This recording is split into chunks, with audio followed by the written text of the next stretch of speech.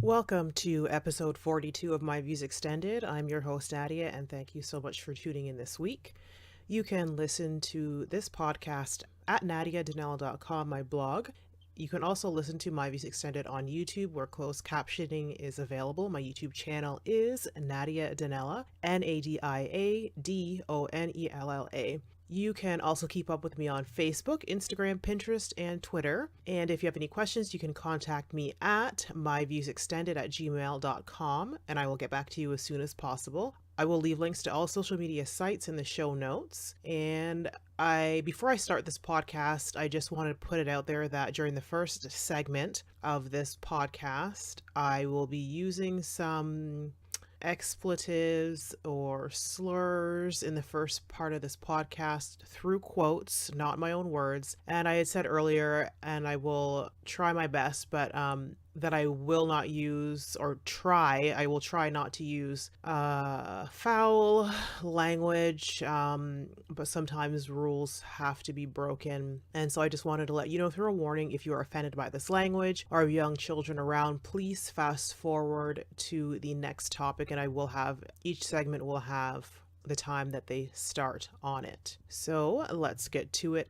The 15-year-old girl was pepper sprayed in a closed but open window police car in Hagerstown, Maryland, in the US on September 18th, 2016. She was involved in a minor accident. Her bike allegedly hit a car going through a green light, or she was allegedly hit by a car. Who knows? We only have the word of the driver, even though at this point investigators determined that the girl caused the accident. The accident was not filmed. Maybe there was some kind of security footage from a street camera business. I don't know. The girl was 5 feet, 105 pounds, 15 years old, like I stated, and she is biracial, black father, white mother. And before I get into it a little bit more, the pepper spray, and this was after I did watch the entire video. It was filmed on two cams. One was on a body cam of one of the first officers responding, and then she had kicked off the body cam,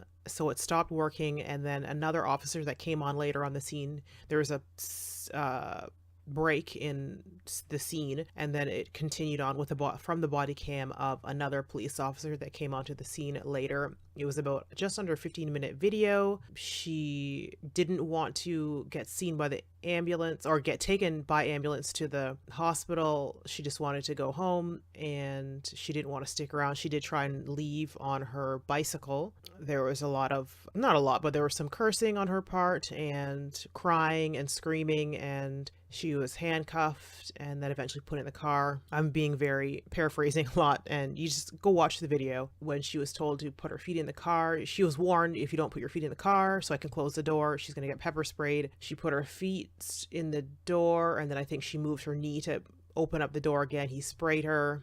Then she put her feet in, closed the door, and they sprayed her again. I think the mother said that she was sprayed. The mother and the lawyer said that she was pepper sprayed 4 times. I don't know. She didn't rob anybody. Nobody was hurt.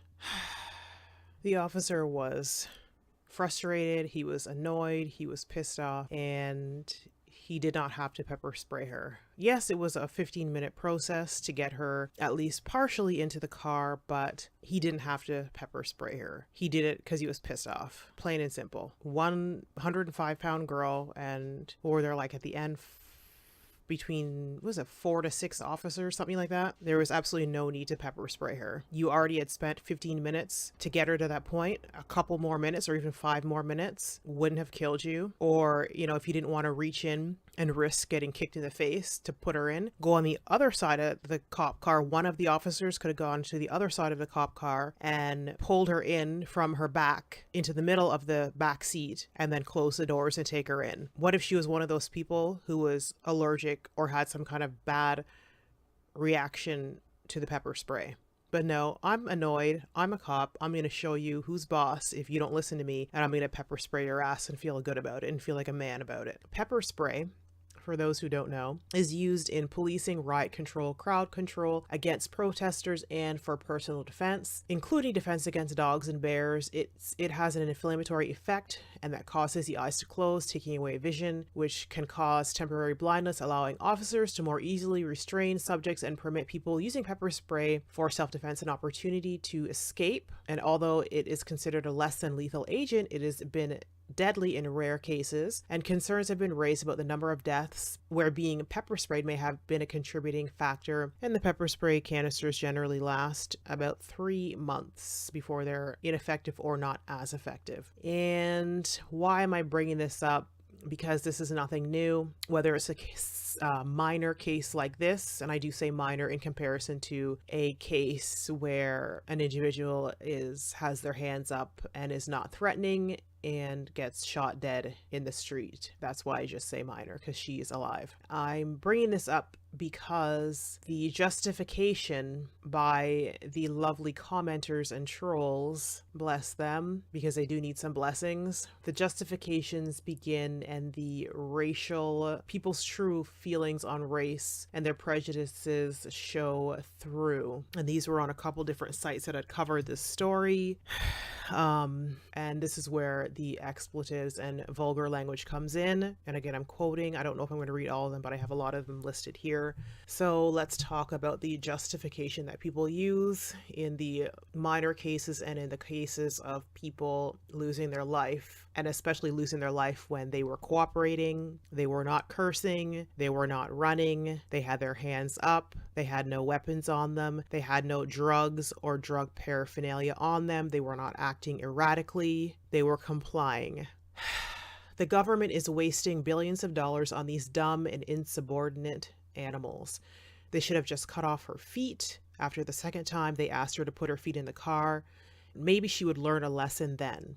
Animals. A girl is scared, possibly influenced by what she has been seeing on the news, but she's an animal. Please tell us how you really feel. Black people are always so mouthy and competitive. Wonder why they get shot so much. It's not the cop's job to negotiate with you.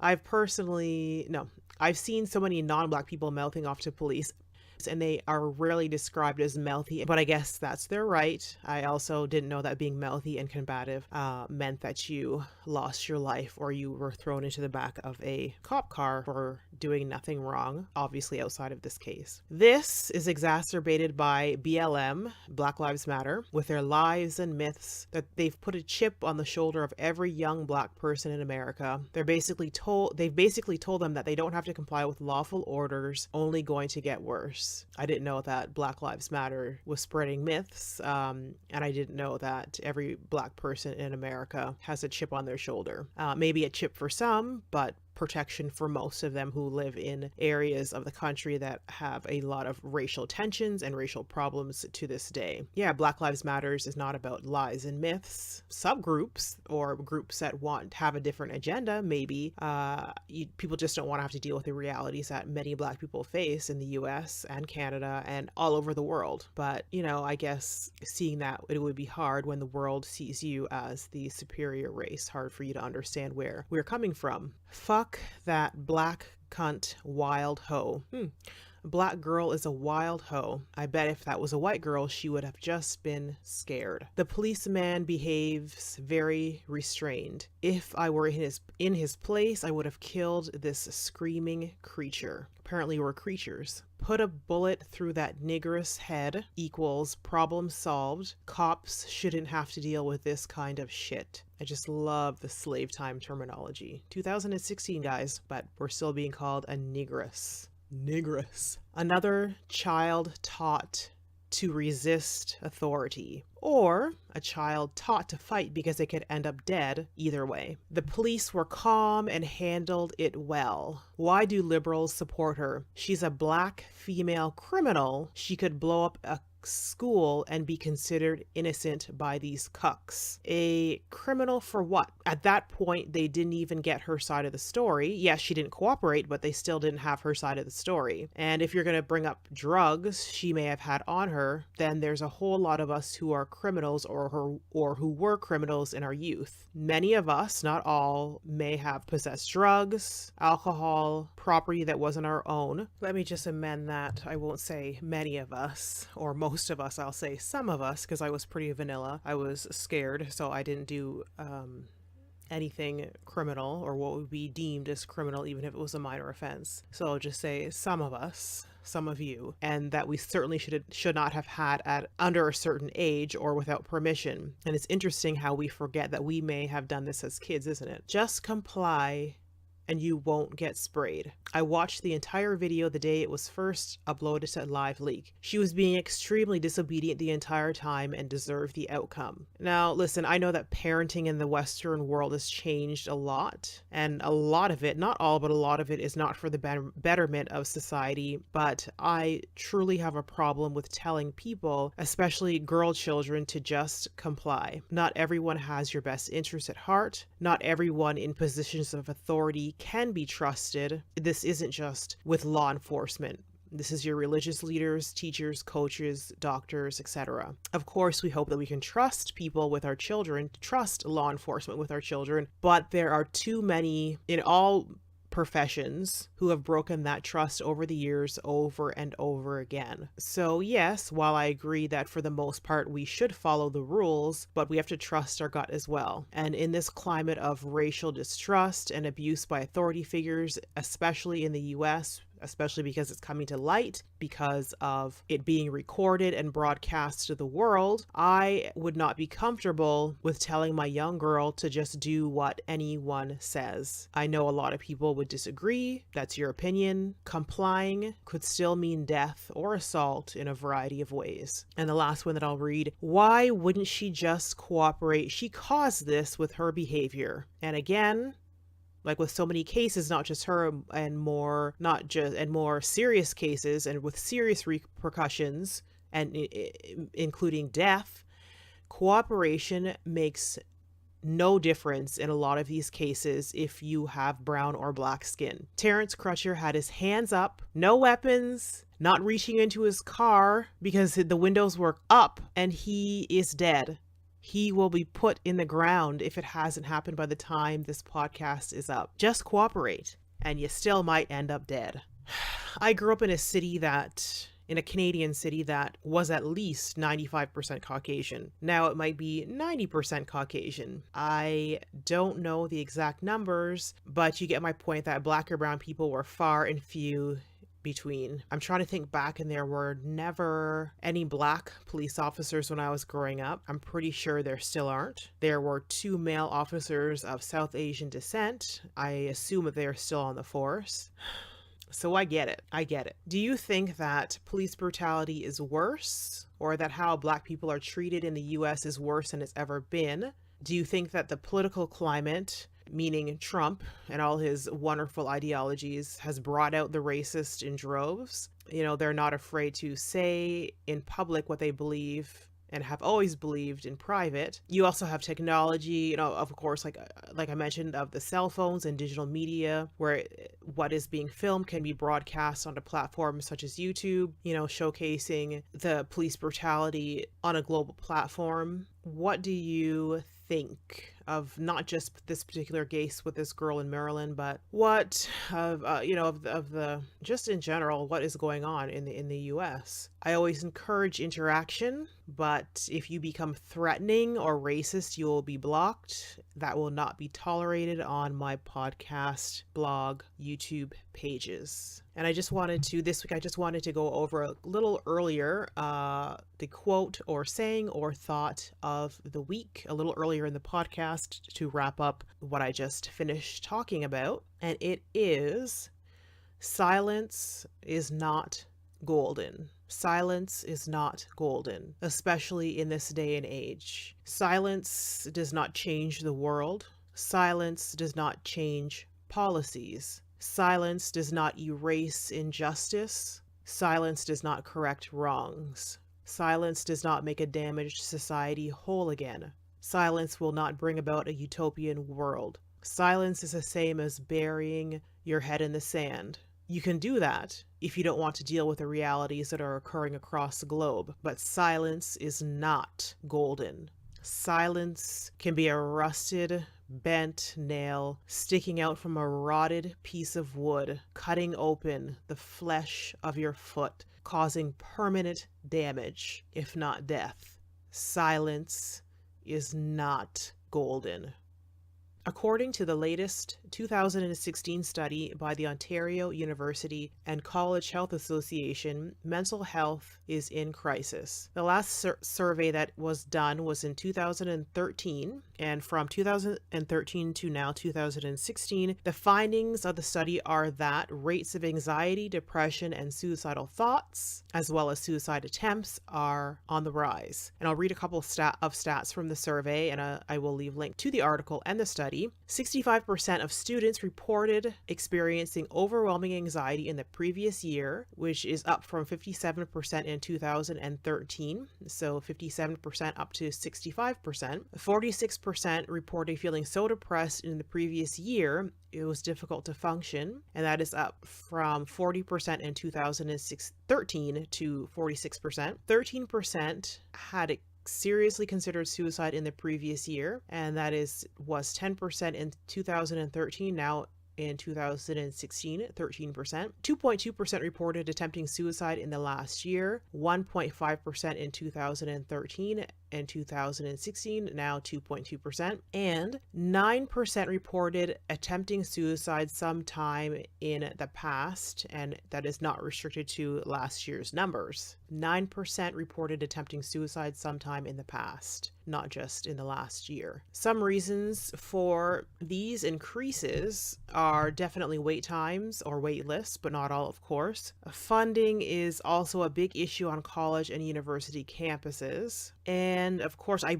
do believe they did mention this in the article for sure, that because people are open, and that openness obviously hopefully means more honest numbers. So that could also mean a reason why the numbers are up. Who knows? Funding is also a big issue on college and university campuses. Staff and mental health services are often paid through student fees. If you're lucky enough, you may still be on your parents' insurance, but their insurance may only pay for services in your hometown. But always ask. Every insurance provider is different. It may carry on to whatever city you are in too, within your province. I don't know about outside of your province. I do remember utilizing my university's mental health facilities, and while they were good, the time to get in was often weeks or sometimes months if you didn't do it right at the beginning. But who knows that they actually need mental health services right at the beginning, unless you're coming into university with it.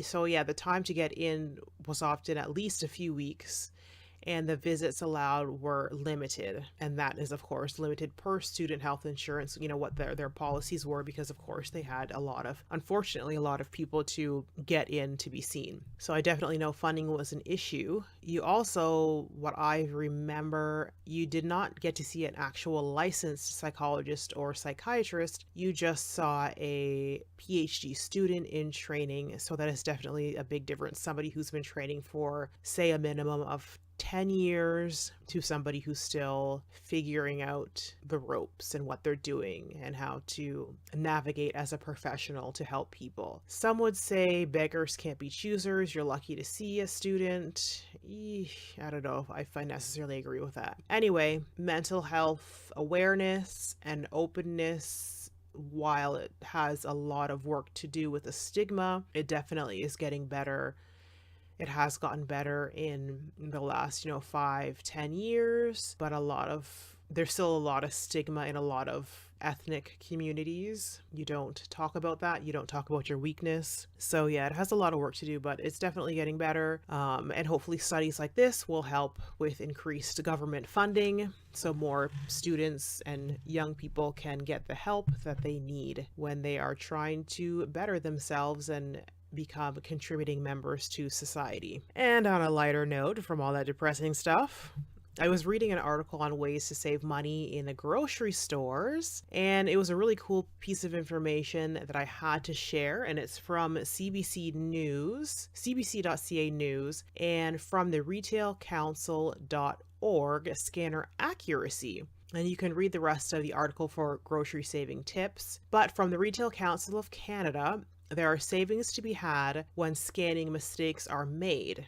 I did not know this, and I will be keeping my eagle eye ready for this. If an item under $10 is scanned with the incorrect price, it's free. If it's over $10, you get $10 off. Now, this scanning mistake practice is voluntary, but if a mistake is made, all you have to do is ask. They will either say yes or no. So that's interesting. But of course, nobody's going to make this known because they don't want to lose money. Because unfortunately, it's kind of, maybe it depends on what store you go into, but there's stores that kind of do make a lot of mistakes if you're not careful. But anyway, do you feel bad about asking for money back, off, or in this case, if you could get something for free? It is legal, so it's not theft. Yeah, what do you think? I personally don't feel bad at all.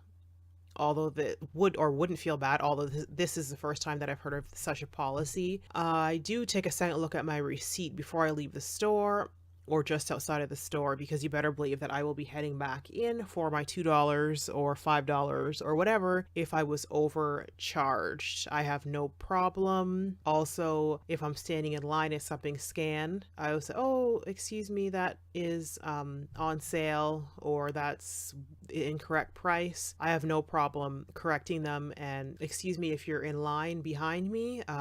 That's just too bad. So yeah, what do you think about this practice, this scanning practice? I think it's kind of neat, and why not? It'll, I guess, teach people to be a little more careful in their scanning practices, or know what's going on in the flyers. Because remember, like, I know everything is very digitalized these days, and cashiers don't have to know really much about anything. There are a few grocers but mostly mom and pop grocers that have to do this. But back in the day when I was growing up, like, the cashier knew every item that was on sale. They knew the regular price. They knew the, what is it called? The item number, produce number. They knew it all by heart. They had to know, they basically knew the store items off the top of their head. Nowadays, it's rare for them to know all those codes and scanning and sales and stuff. They're sitting there, oh, I don't know, let me look it up in the flyer. Let me call the manager. Like, I don't know. Maybe if they went back to doing a little bit more of that, of having to know what is going on in their stores. I don't know. But again, people would say, well, they're not getting paid enough. But when did cashiers ever really get paid enough? Anyway, that's a whole nother story. So this week, I'm kind of been in my recipe filming crazy editing mode. I don't know if I'm going to make my personal deadlines of having all the recipes for this year and the start of next year filmed by the end of September like I had planned, but I am trying, which pretty much means no days off. I'm back to working, doing something, whether it's blogging, podcasting, filming, editing, etc., etc., etc., etc., 7 days a week, because I was giving myself for the past several months at least 1 day off a week. But you know, it's temporary, so it's 7 days a week. Yeah, it's temporary. Anyway, there have already been a few refilm days, and you know, when you're missing an entire segment, it's like you're going through and it's say for example, the brownies done out of the oven, cut pictures, and then you go back and, oh, the entire mixing part is not there. Anyway, so yeah, there's been a few refilm days. That's always fun. But anyway, this is a new project for me. So next year I will I will have all of the kinks worked out. You can check out my cooking channel, Nadia's Kitchen Creations, on YouTube. And of course, as always, I'll put links in the show notes and description box. So next year, I definitely hope to step up my filming, editing, lighting game. This year is just all about getting it out there. If you wait till everything is perfect, it might never get done. So I'm trying, and through trying comes practice and a lot of error. And yeah, I'm just in the midst of madness, which brings me to what I am grateful for this past week. Like I said, it's been a hectic week and will continue to be for a couple months. But I'm keeping my head clear and I'm not focusing on all that has to be accomplished, but all that I've accomplished at the end of each day. I'm checking off my daily lists. Goals are being met, and that's all I can ask of myself. I know that a lot of people don't really get or understand what I'm doing, and you will get it soon. You will.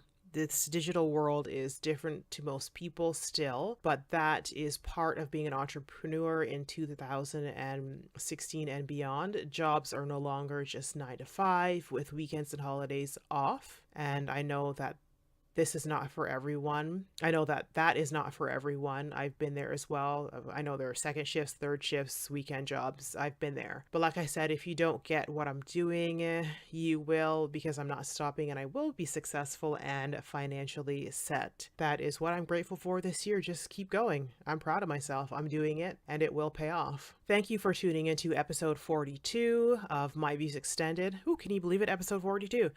I would love to hear feedback and comments on what you think of this podcast and the topics that I've discussed this week. You can listen to My Views Extended at nadiadanella.com and on YouTube, where you can subscribe, like, rate, and or leave a comment, and please share, and where closed captioning is available. I will leave links in the show notes. As more listening platforms are added or changed, I will let you know. Till next time, this is Nadia.